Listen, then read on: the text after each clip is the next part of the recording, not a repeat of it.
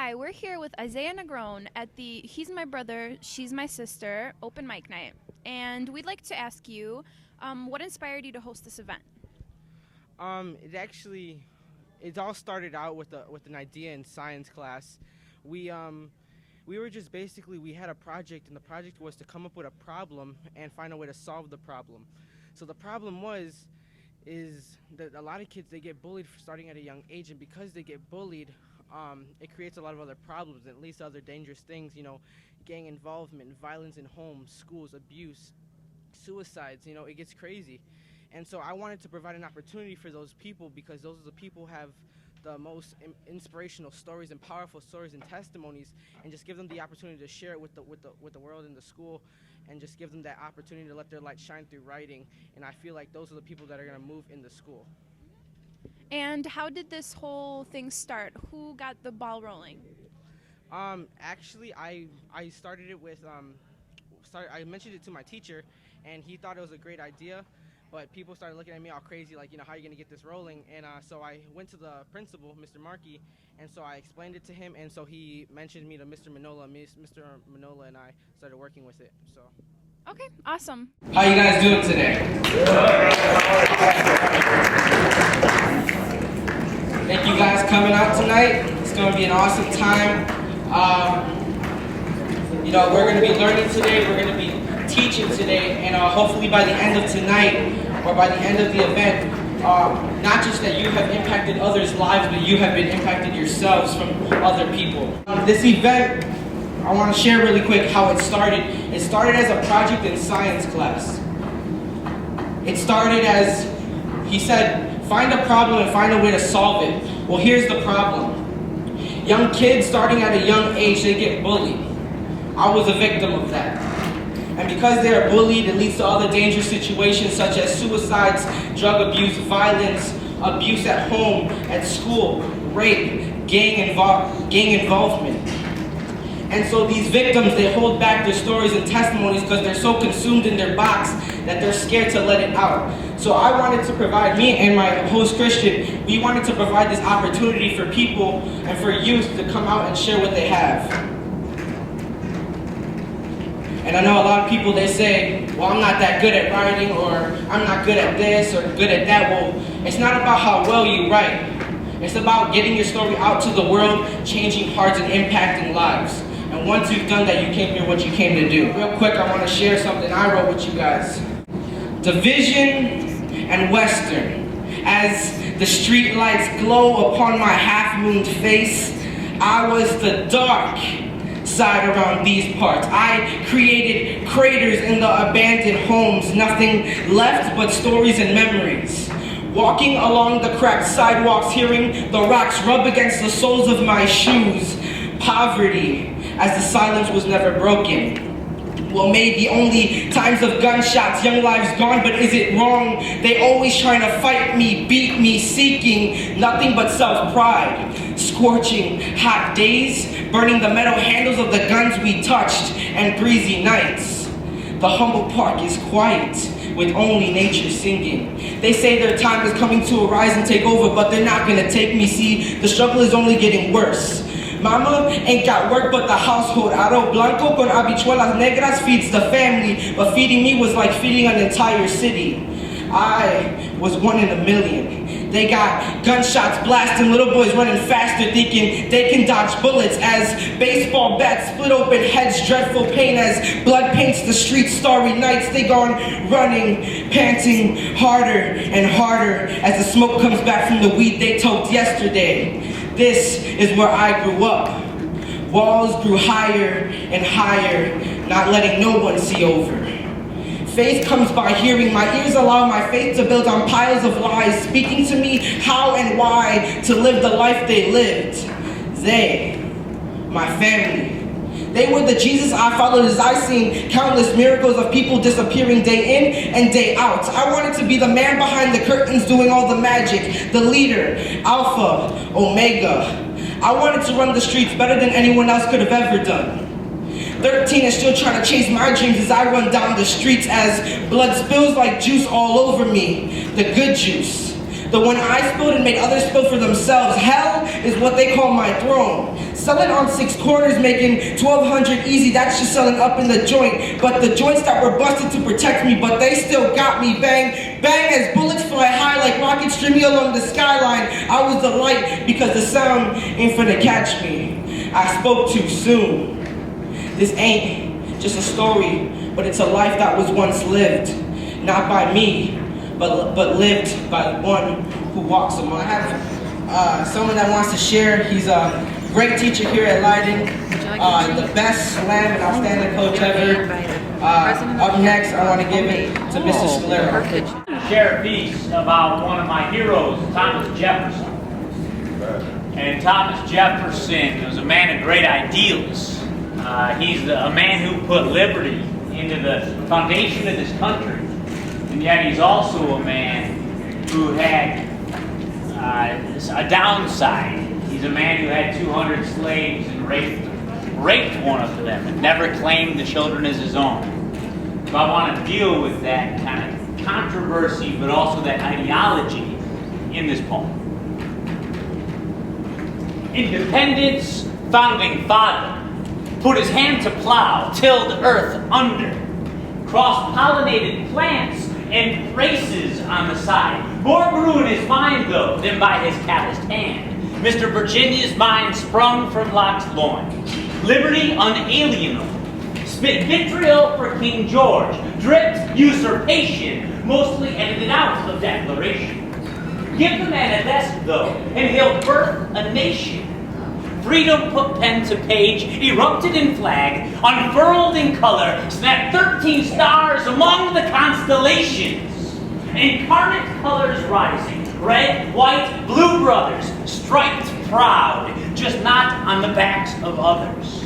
Slave owner with a conscience, couldn't even whip his chattel, considered them family unless they felt too human. Too human if their independence with a little pride showed its ugly head. Jefferson get out the auction block and chop it off. Not Sally Hemings, though. His favorite ebony lady, belly grown with progeny looking Jeffy. Perfect. Not enough to call them family. He didn't know this stolen liberty would follow him like a shadow. He didn't double the countryside to Louisiana Purchase, though. Couldn't wait for the Congress, so he kinged it, winged it, put Meriwether Lewis under tutelage. Read his library so huge it was. Go with Captain Clark and Sacagawea. Tell the natives who their new king was. 50 years later, half a century to the day, from signing the Declaration to shooting like a star over the sky of the free, like the first fireworks ever decreed, died the same day as John Adams. Another patriot and friend, Adams' last words, Jefferson still survives. This Independence Day, give a shout in this land of the free for the conflicted man and what he taught us to be. Hello, everybody. I'd like to thank you all for coming. So, in science class, Mr. Henning, our physical science teacher, told us to find a problem and try to solve the problem. So me and Isaiah picked bullying. And here's 4 facts about bullying. 160,000 students miss every day of school due to bullying. 282,000 students are physically attacked each month. 4,400 suicides happen each year due to bullying. There are 2.1 million bullies and 2.7 million victims. Now, obviously, this is a major problem, but there is a solution. It's gonna take a while for this problem to be solved. We must all know that we're all different and we can't just make fun of somebody just because they're different. So me and Isaiah put this project together for the hopes of making this school better. I'd like to thank you all for coming and have a great day. He really impacted my life tremendously. A great leader, big role model in my life personally. He's been working with youth for years, and it's just awesome to have him here tonight with us. My father, Chris Negron. He's my brother, she's my sister. The title of this event is very powerful and crucial to understand if we are going to have any success in this anti-bullying initiative. It's crucial that we understand this. Of everything that the people shared in their poems, what Christians shared, the statistics, it's true that bullying is a huge problem. And the only way that we are going to be effective at solving this problem is by everybody participating and taking part and being an advocate for others. And so I want to talk to you a little bit about that, but the title of this event is powerful because it answers the historical biblical question that has echoed throughout the ages. It answers a question, and that question is this: am I my brother's keeper? Am I my brother's keeper? You see, the answer to that question is yes, we are our brother and sister's keeper. Yes, we are. She's my sister, he's my brother. And that's how we need to look at each other. Alright, so this is a poem I wrote a while ago.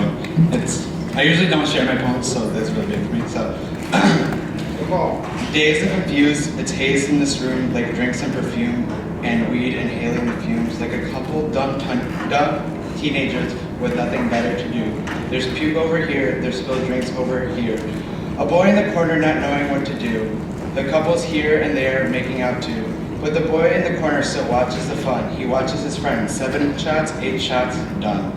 He watches as they chase after each other like mindless buffoons, as they say their porcelain prayers with beats with the tunes. The music continues a blast. The kids continue to party a bash. The boy comes out from the corner alone. He takes shots after shots and soon is a clone. Someone passes a blunt to this poor boy from the corner. He deeply inhales as he takes off to the moon. His motions become perfect and everything trips. Who is the boy from the corner? Is he just one of them, a replica of what they have become? Wearing glasses to hide the shame, drinking from the bottle to just get away. Is he a rebel for the choices he made? Is he wrong for being young? Is he learning by trade? But after a while, the habit did hurt. It left him alone on the dirt. But the boy in the corner is alone either way, being in the corner or in every which way. So who is he now, this drunk stone bastard? Does he belong? Should he leave, turn around, run, faster, faster? Should he again get tipsy and trippy and fall to the ground? Because nobody loves him, but he wants to be found. He wants to be loved just like you. He's trying to be happy, but all he is betrayed and abused. He wanted out of the dark, lonesome corner, done of being dazed and confused. He was only a lost puzzle with the missing final piece, the center. He seen her, he was amazed by her, captivated. They went deep, conversations of life and personality. He got lost with her deeper than the ocean sea. Wannabe, Shakespeare, dying for that young puppy love. He thought she was his Juliet, scary silhouette after dreams and nightmares, being scared to lose her. He chased her, but she still wasn't sure. Was he the one? Do I stick with him or just leave and be gone and done? You are one decision away from the rest of your life. Every second counts. Day by day, his sunrise awakens from the darkness and starry nights. Her heart was a full glass of love, but he wasn't the only one trying to drink from it. He thought she left, gone in the depth of the battlefield. He treasured her. She nourished him like the rain nourishes every natural aspect of this world. Claims she took his heart when his heart should only be for the true God he serves. Nehemiah, rebuild my city, for I spilled my blood to flourish and perfect the soil that I myself had laid down for you. I am your foundation. He was lost in his own battleground. He didn't know what to do. He placed it before God to the extent of stupidity, getting lost in humanity. Gotta be shot down in the battlefield. See, there are many battles we face, but do we choose death or do we choose faith? Fate has accounted us for the reason our God put us here. For the reason our God put us here. Each battle has its valleys we must take on, but if we stay focused, it has already been done by the undisputed champion. Valleys are only temporary. The light at the end is so bright despite the shadows that try consuming us, letting us fall to our knees, asking God, please have mercy on me. We stumble over the bumpy and curved roads until the end. Behold, the true voice of true beliefs. Time to prepare spiritually. Those countless days crying. Each tear was just another pain of rejection. He got up the next morning, still in shock and confusion. The future is now. Time to suit up with the full armor of God. Protect ourselves from the evil voices with the helmet of salvation. Protect our testimony with the sword of the Spirit. Every piece of armor has a divine purpose. See, we will win the battle by the blood of the Lamb and by the power of our testimony. This is our time. Let them hear our battle cry. They will hear it, and the walls of Jericho will fall as we find our promised land on the battlefield we fought on. Here at Leiden, we're sisters and brothers. We may fight sometimes, but we're here for each other. Our doors are always open, always welcome. Come inside. You don't need to pretend. Be yourself, be alive. Everybody's different, but that makes them unique. You don't have to go around playing no hide and seek. During high school, you find who you are. Together we light up the sky, individual stars. And as stars, we shouldn't be afraid to shine in a special way we each defined. But some people might disagree with our personality, but don't change because you're made of originality. But if you cause BS or start a war, then buddy, turn around and headlet and say hello to the door. Cause here at Leiden, we keeping it real, hear what I'm saying? Listen to me now, cause this ain't no game we're playing. When I rap, you might think I sound a bit white, but it's all about the words on the paper that I write. The message being conveyed to your ears from my mouth is honestly expressed without a trace of doubt. You gotta stand up, stand tall. When brick can break, but together we won't fall. It's a cement that holds us together, our foundation, support through all kinds of weather. Let's hold each other up, not bring each other down. Be the reason someone smiles and wipe away their frown. Let's take that extra step and walk that extra mile. It makes a difference, it's really worthwhile. Today's the day, why wait for another? Leiden, let's unite as sisters and brothers. Bullying, abuse, depression. But look at me, I'm still standing. I thought ignoring it would make it go away, yet it still remained. Take charge, keep moving, you are you, and you matter to me. One of the greatest poets I know, real close friend. He's really inspired me. He's seen me grow as a person, as a poet, as a writer, and I've seen him grow. A really, truly awesome person, great mind, great mindset. So with that, here's Jeremy. So I'm going to share two poems today. One of them is kind of like a quieter one, and I'll share a louder one. But this one, it's in the Bible, because I didn't have anything to hold it or a notebook. So when I just posted it in the Bible that I read every night. So yeah, I hope you like it. It's called Understanding. And I wrote this for my grandfather. There's a little backstory. Who does not speak the same language as me whatsoever. He speaks Spanish. And my thing has always been, it's like, how can you love someone that you don't understand or you don't see? And that's kind of been, it's like, and I've always compared him to Jesus. So, yeah, this is for him. Understand. Abuelo's arms are steel. Still are his words as if his I love yous to my abuela are still stuck in throat. He has held more nails and hammers than we have held conversations. The only cane he walks with is the sugar cane coated tongue. Padre, abuelo, my young tongue bleached in finest of white linens. Amnesia to the roots, lost like brown leaves, dancing on beds of winter Himalayas of snow. Rabbi, teacher, silent preacher, your love is not like your heart condition, more like the air conditioners in your old Augusta home. I feel it. At 6 years old, I wanted to call you Jesus or Jesus, the carpenter. No white robe but white tie, you the living sign of the cross. What if this St. Helen Catholic schoolboy didn't need catechism classes because his eyes were crossed? What if Jesus walks on Western and Augusta? Patty, the Sunday school teacher, told me what God be not. Cold, pale, a dead president, death, dead. Some pull eyelids over nose, some waiting to see the real Jesus on foot gracing Montrose Beach waters, surfing tides. My abuelo don't walk on water. His feet are too small, nor has he tried yet. My abuelo is not Jesus or Jesus, but sometimes the closest. Even though tongues dance differently behind lips and multitudes only follow him for his Sunday rice pots, even though his white rice may be the only parable my children will only hear about. I was taught to see Jesus like my third grade boy Carlos, or cookies in the second cabinet drawer, Jesus or Jesus. I find him in people. No, they don't rock sandals, but they walk in jamborees, jam to Beatles theme songs, the all you need is love, hippie kind of love, those sermons the minister speaks more of but is remembered less of. We are messengers of the Messiah, making messes but living, breathing, earth nomads like my Puerto Rican style in Staten Island, street Roman abuelo who only knows what it is to work with his bare hands. Often, like the carpenter, he would make a miracle of an egg fried sandwich. And cooking for me was like feeding the 5,000. You too love your pride. Bedside, blue wrist, kissing abuela's white pale face covered her blues, when the only jewelry she wore was plastic hospital tubes. She was the Ecuadorian Castro. You pledged your fidelity to her, your pride, your love, the hospital room. You holding conversations with machines only doctors understand. Jesus takes steps, but we forget to open shutters of windowed eyelids. Jesus is in everybody, or rather some. Everybody just caters a different kind of love.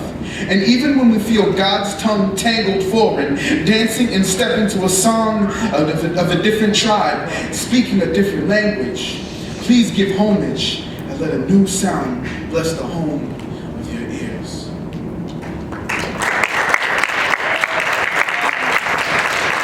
So yeah, my grandfather, like I said in the poem, he would be, like I feel like Jesus to me would be the perfect thing, and I know some of you are like vomiting in your mouth right now, but like my grandfather, like he loved me even when we didn't speak the same language, and I think that's something we got to learn how to do. We may not click with everybody in the school and the people we cross in the hallways. We may be of different colors and genders, and we may have different views and backgrounds about everything, but the one thing that we can all share a common agreement with should be love. And I mean, everyone should treat each other the same, and that's kind of what the theme is today, I guess. So, and I have one more poem. So, and this is called "I Don't Know," and this was a time of anger that I wrote when I was younger. So,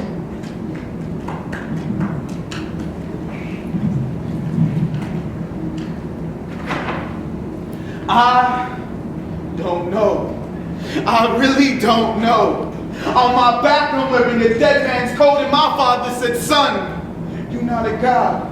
You bleed too, but the men that don't are far from few, and Lucifer's bliss is to watch me bloom." He placed a 5-pointed crown on my head, say I'm a king too, and when Judas offered, I never passed the cup. Gripped Delilah by the hips and prayed to the good Lord this one time that he never interrupt. Yes, she golden. Yes, she all the sin that I'm holding, and if I Samson, I lay my head down on her lap, knowing that her hair fall down Medusa, each beautiful strand a serpent trap. But if I die, let it be stone cold with feeling the heat of Austin. My Eden burn as Eve bathed slow, she out of breath from Adam's dead weight. Weights, we men, we pound in 4-pound. I give piece to pieces to our own exhaustion, and then any corrupt soul can dig his own hole. But I know I will never be able to rest in peace. And devil, please don't stop dancing with me till these 2 feet bleed. And forgiveness is forgiving, and so I will never plead. It's just a thought for you, a thought for me. I never fought for the boy that I thought I wanted to be. And oh, please, no harps and melodies. Send me to the front line, King David, and write a song for each one of my damn good deeds. Cause I'd rather fall on my own sword than get down on these 2 never-praying knees. Cause I know I'm just a miracle away from a parable if these 2 lungs still breathe. Heaven never rock, but pharaohs do. Part the Red Sea if you're right-handed and God allow you. Jericho fall, I bathe in the bricks. Never cry for my brother cause I never hammered his spit in my wrist. Here's 30 shillings, do as you wish. Teacher and master, I trade you in with a kiss.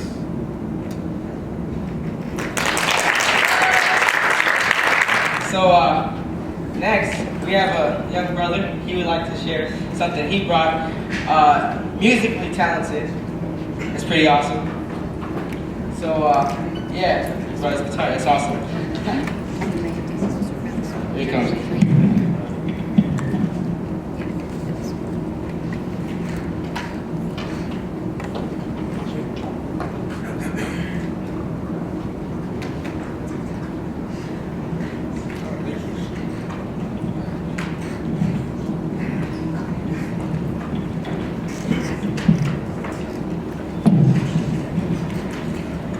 Hello. This is an old blues song called Where'd You Sleep Last Night by Lead Belly, covered by Nirvana. It's about this guy not being able to trust his girlfriend and always accusing her about something, but he never really has proof. So, wait.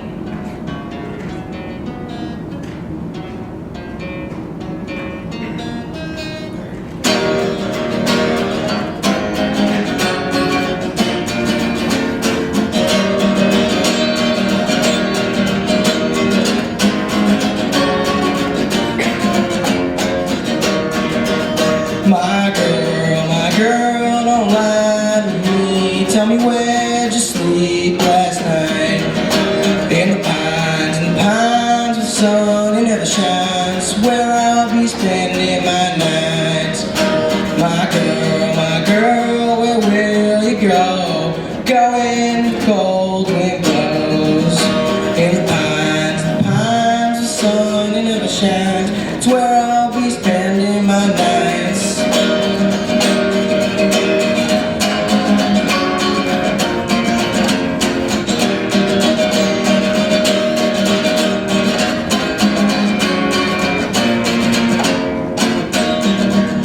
My girl, where will you go? Going the cold wind blows. In the pines, sun it never shines. Where I'll be spending my nights. My girl, don't lie to me. Tell me where'd you sleep last night? In the pines, the sun it never shines. Where I'll be spending my nights.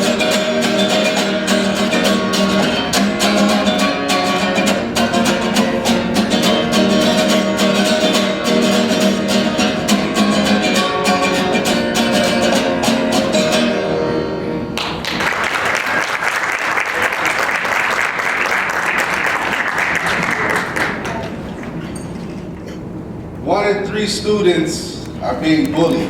That means some of us here today are being bullied. Some of us don't really know what the definition of bullying is. It said that if you socially or emotionally cannot stand up for yourself and others are inflicting that type of treatment on you, then you're being bullied. Experts say that this generation, your generation, is the largest and will be the most influential generation in history. Your generation. And if that's true, there's a huge responsibility that you all have to live up to. It's a huge responsibility.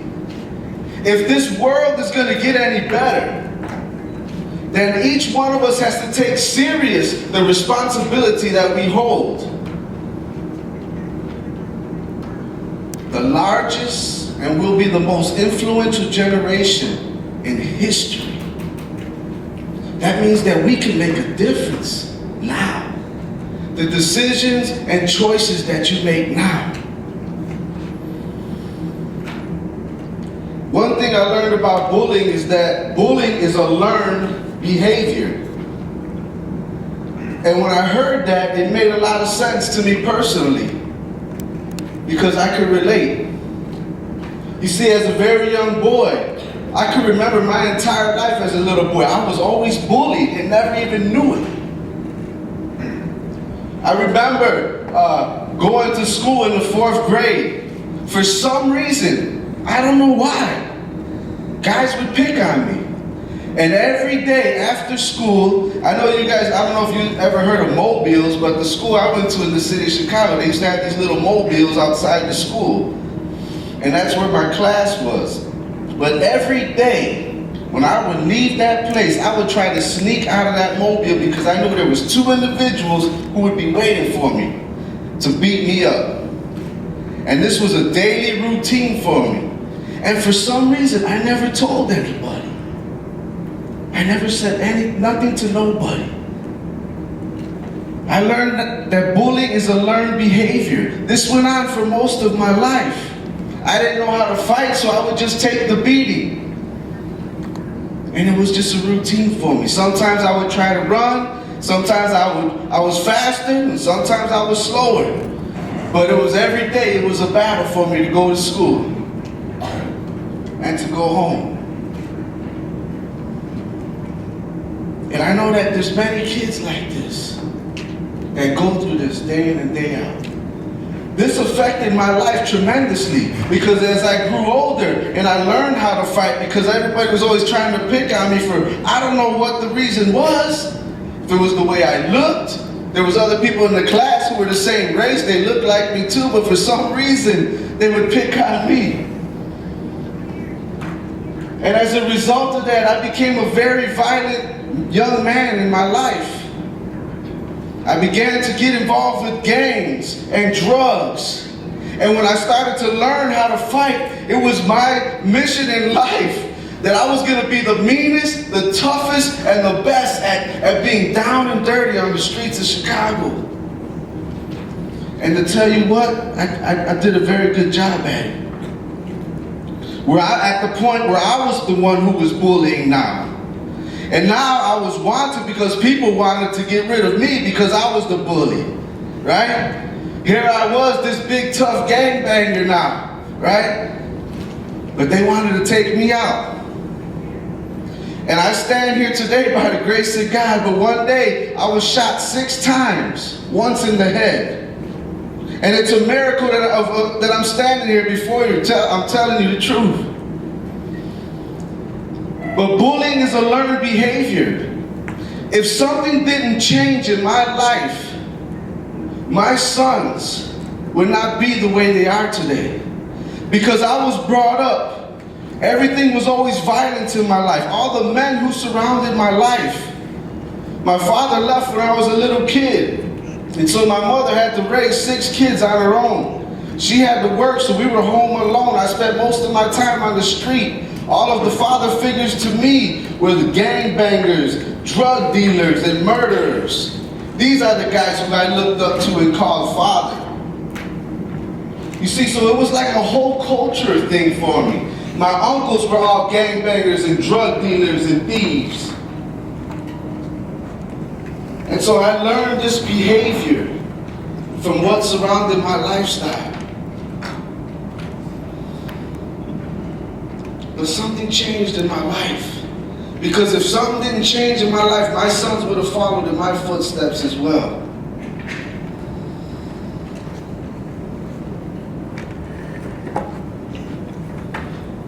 One in 3 are being bullied. This is a serious thing. This whole thing of bullying. When back in my days, they didn't call it bullying. I suffered much abuse throughout my life. I know I only have a few minutes here, but I can't share everything about my life. But since I was the age of 6, I was being abused all the way up almost into my teenage years until I was able to stand on my own and finally fight back. And I don't know where you are in your life, but I want to encourage you that this school is behind you 100%. I don't know what your homes are like, but this school is behind you. These events like this, young men and young women coming up here and sharing poetry and sharing songs and music. This is an awesome opportunity for you guys to rise up. and to let your voice be heard. I came up with this acronym, and I call it ACT. If you're being bullied, or if you see somebody being bullied, we need to act. A, we need to alert somebody. We need to let somebody know what's going on around us, what's going on in our lives, what's going on in somebody else's life. I could imagine if I would have let somebody know that I was being bullied at the time I was being bullied, if my life would have probably changed tremendously. But I never told nobody, and I don't know why. Maybe I was scared, maybe I was ashamed, I don't know.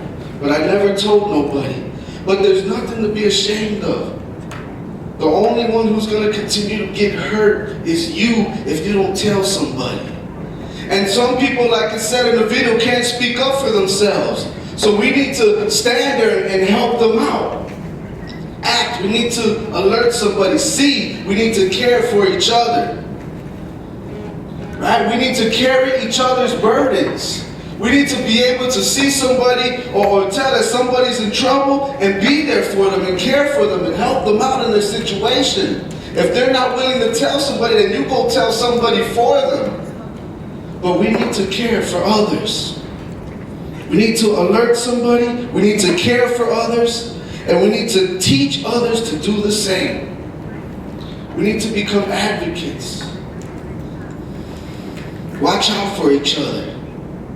Make yourself available.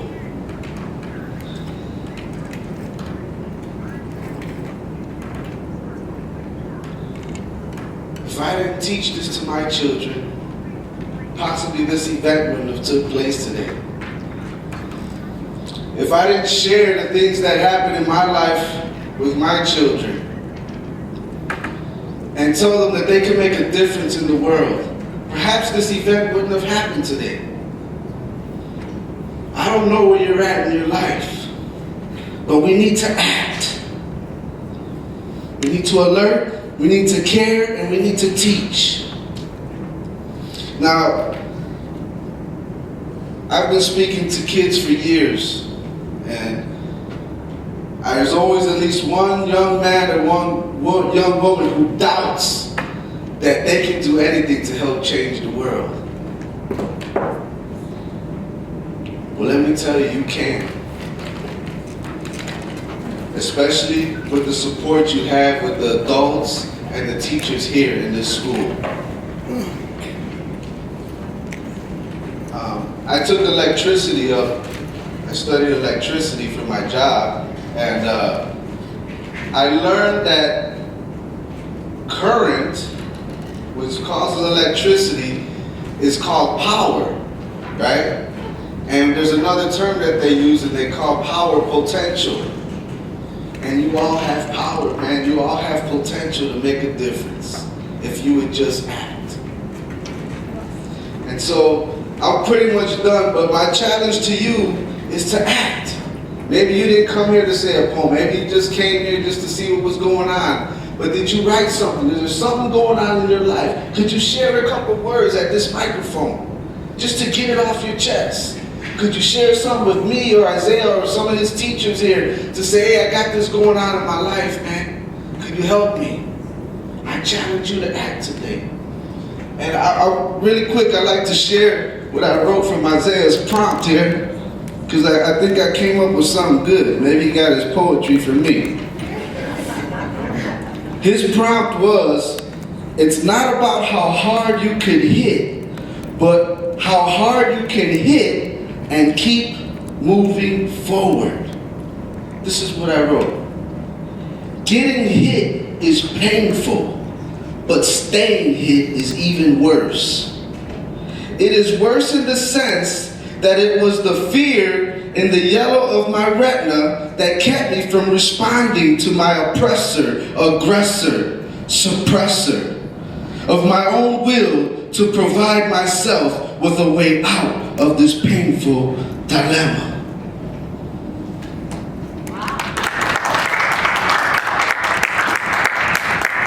I challenge you guys, act.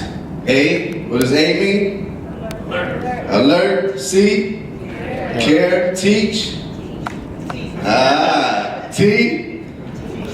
Thank you. You're all blessed. I was bullied myself at a young age.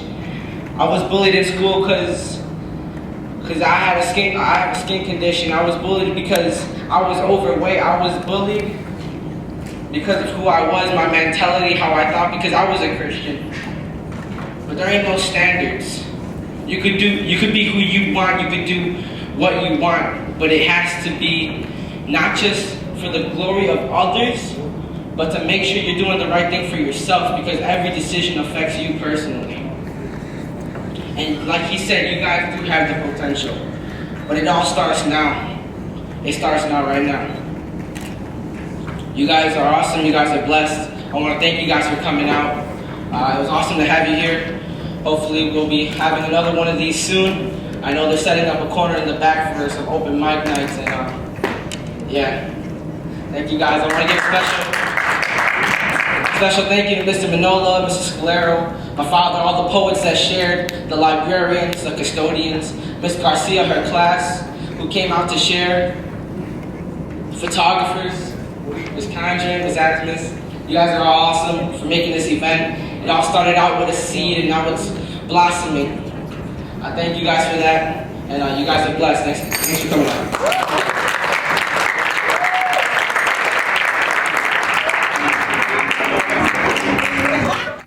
Hi, we're here with Jeremy Mercado, and I wanted to ask you a couple questions.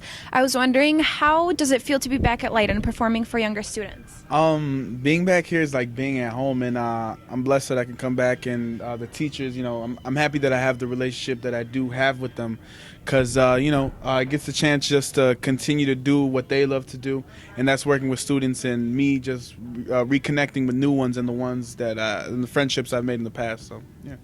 Okay, and also about the poem you wrote. Tell us a little bit about it. What inspired you to write it? The one about my grandfather was basically, like I said, he doesn't speak the same language as me, and I never did really understood anything he was saying because it was in Spanish. So it's always been a challenge, and how do you love someone if you don't know how to speak with them? And so I kind of wrote that feeling like, how like, you know, is it really possible to love someone if you're, I mean, you learn to love through the actions and the everyday connections that you make. So yeah. Thank you. Awesome. Hi, here we are with Mr. Scalero, and I wanted to ask you a couple questions. What inspired you to be a part of this event?